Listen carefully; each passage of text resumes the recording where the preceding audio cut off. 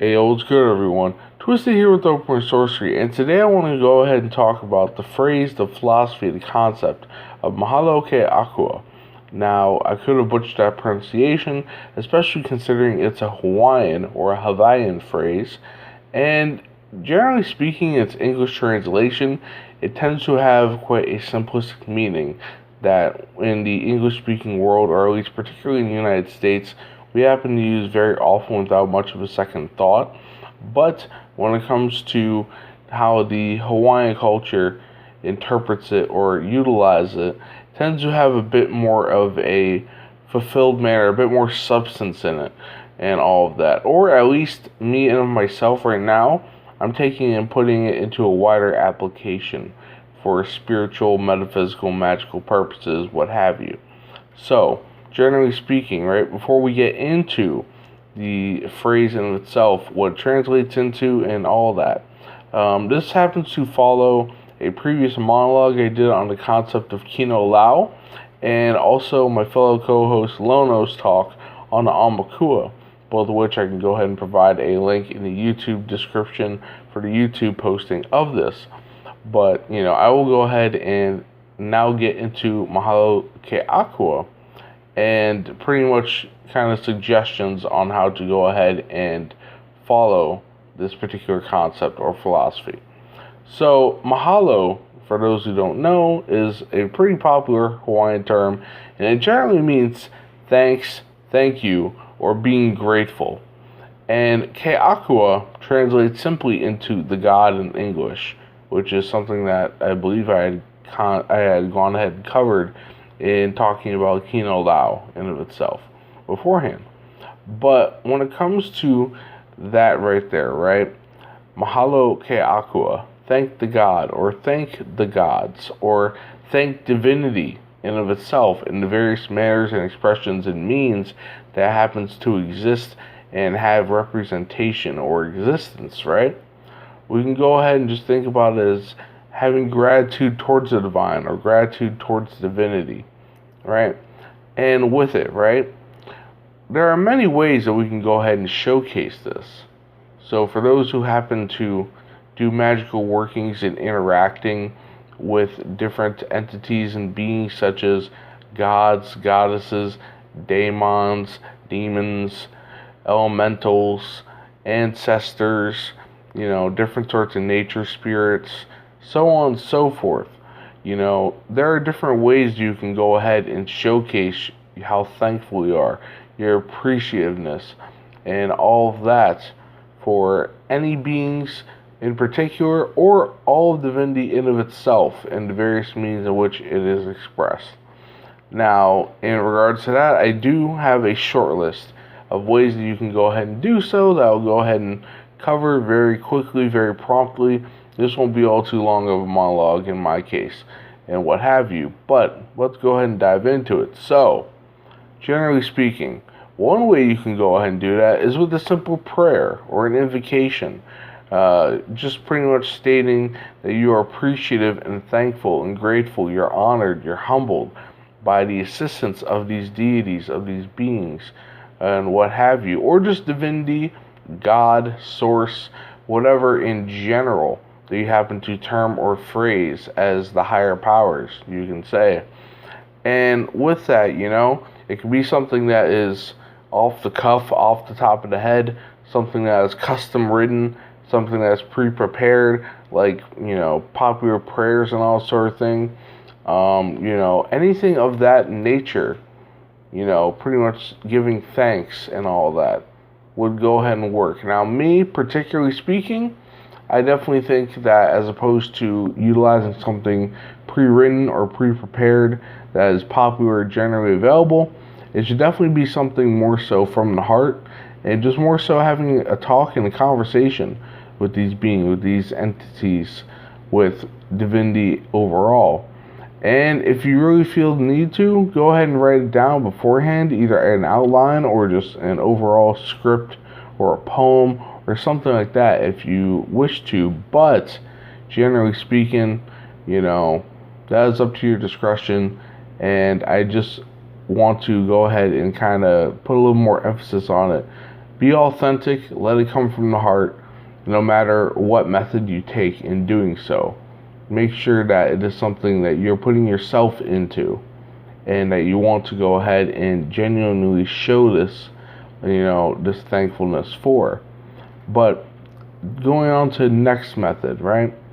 The same sort of thing applies in terms of the, authentic thankfulness and showcasing it, and that goes for any of these methods. But the next one I'm going to go ahead and suggest or go ahead and present as a way to do so is promoting their good works under their advisement, of course, and recommending that others consider working with them.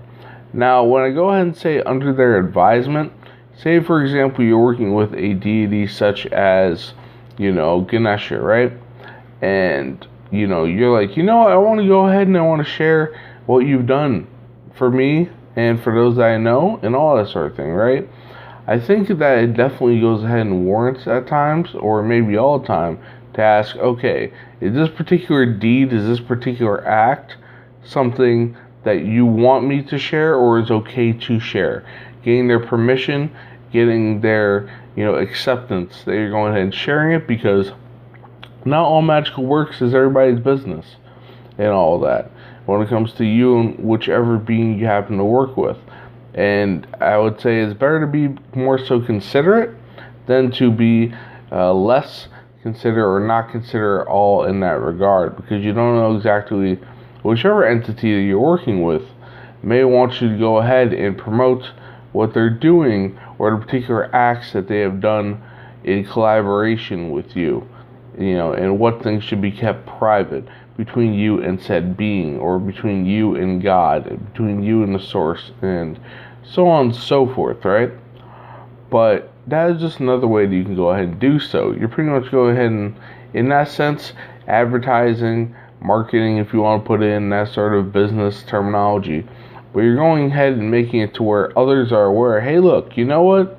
This is a good entity, a good being to go ahead and interact with, and they can go ahead and, be able to spread their reach and have more of a connections and energetic symbiosis with other people, depending on who they are and if it's warranted. But that is definitely another way, I would say, of showing thankfulness and appreciation. It's just highlighting the good deeds that they happen to do, and once again, as long as it is under consideration for them, and if they expressly state that they don't want something gone ahead and spoken about, and you asking and or just them relaying it to you, then be respectful of that. Now, the next thing I go ahead and recommend is something a little bit more so of a tangible thing that you can do, and that is providing offerings. Now, that is something that, has been discussed previously by my co-host Devi of the Open Sorcery, and, I will provide a link in the description for that particular monologue and video that she went ahead and did. But regarding that, offerings, going ahead and presenting something physical, something for them to go ahead and draw energy upon, and for you to have as a sign of your, appreciation, your gratitude, your thankfulness. That can go ahead and include such things such as food, drinks, and that can be alcoholic in nature, or it can be water, or it can be whatever is appropriate. That can be going ahead and utilizing the use of candles or incense and burning them for smoke, and going ahead and allowing that to permeate the air and the space, and that energy to be released for them to go ahead and interact with and consume if they like the smell of it, or whatever the case may be.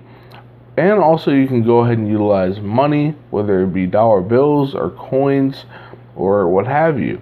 And there's a plethora of different other things that you can utilize for offerings, but that's just a very small list. And once again, there is a video that will be linked in the description that covers the topic of offerings in of itself, more singularly. But I digress. Also, there is the act of constructing an altar and placing totems or statues of said beings, etc. upon them. Now, once again, this is something that Devi has covered herself, so once again, I'll provide a link for that singular subject. But, you can go ahead and place totems, or statues of said beings on a altar, on a particular consecrated space, or just a particular specific space where you're doing magical workings or spiritual endeavors or what have you. And aside from just having, a totem or a statue on there, it can be putting your offerings on there or other items that they happen to like, in doing research on what others have found when interacting with said beings and all of that, whether it be gods or goddesses or elementals or whatever in between, right? So that's another way of going ahead and showcasing gratitude towards divinity. Another way is in regards to different days on the calendar, different sorts of feast days or holidays, holy days that are ascribed to different named beings, and all that, whatever title they may happen to have, whether it be angelic or gods and goddesses once again, or even beings such as devas or buddhas or what have you. And some examples of this happen to be the angelic celebration of Mikomas, which, for those who are unaware, happens to have 2 days out of the calendar year that it happens to fall upon, and that depends on the sort of distinction that you're going ahead and recognizing it under. So for Roman Catholicism, that happens to go ahead and be under the dates of September 29th yearly. And when it comes to the Orthodox, the Eastern Orthodox tradition, that happens to fall under November 8th, annually speaking. Now, for Ganesh Chaturthi, that is, once again, speaking about Ganesha like I did before, that is a Hindu holiday for that particular deity, and that happens to have a bit more so of a rotational basis and different dates throughout the year in which it happens to fall on, not a particular date like Mikomas, or the next example I'm going to say. So that one, you're going to have to go ahead and just have a general idea of the range of dates that it may happen on. And just covering it briefly, Ganesh Chaturthi is an 11-day festival or ceremony honoring Ganesha as a deity. So you have plenty of time within that time span, I would say, to ideally show your appreciation and thankfulness if that is a particular day or time period in which you wish to utilize and all of that. And the last example I'll go ahead and provide is that of Rohatsu, or Bodhi Day. Now, for those who are unaware, that is one of several Buddhist holidays that in some way, shape, or form recognize the particular point in time when the Buddha became enlightened in, his path, his journey, and you can say, quote unquote, officially became the historical Buddha, or the Buddha that is most recognized today, even though there are a vast number of beings and entities that have the title of Buddha in of themselves. But this particular Buddha happens to be known under the title, the name of Siddhartha Gautama or Shakyamuni, alternatively.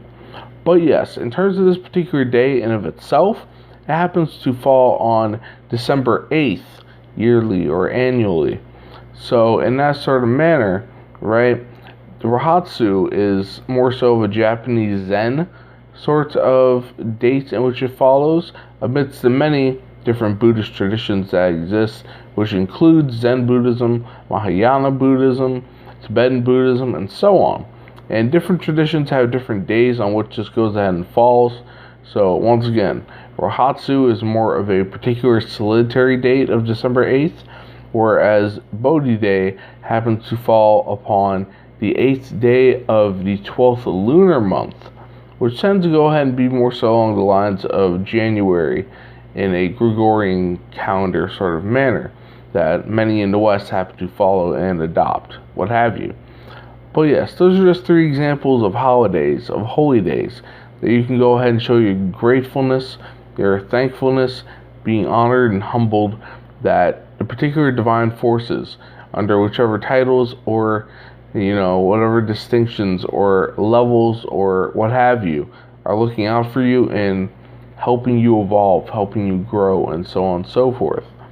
And the last thing we're going to go ahead and state as, something that you can go ahead and do in terms of adhering to calendrical dates and all of that for particular days is for ancestors and those who have passed, those who are deceased, those who you have known in this life, or those who preceded you.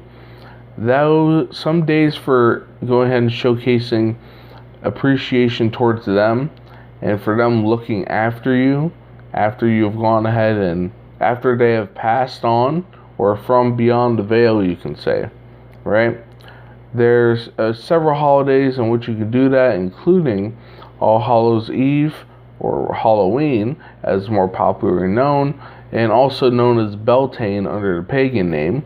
And then there's also All Souls Day, which happens to follow a couple days afterwards, in more so of a Christian or Catholic tradition. And then there's also Dia de los Muertos, Day of the Dead, which also happens to follow within that time frame, but they're all different sorts of cultural renditions of the same sort of theme of showcasing appreciation for the ancestors, for those who have passed, those who are deceased, and what have you, and all that sort of thing. But that's just a short list of different ideas, different ways that you can show gratitude towards the divine, gratitude towards divinity, and thankfulness towards all the beings that happen to exist beyond the 5 manners of perception, the 5 senses that we focus on in our flesh and blood day-to-day lives and what have you. But with all that having been said, once again, that is Mahalo ke Akua. Thanks to the gods, thank God, thanks to divinity, however you wish to go ahead and phrase it and term it. So, with that having been said, this has been Twisted with Open Sorcery, and stay frosty, Neguses. Peace.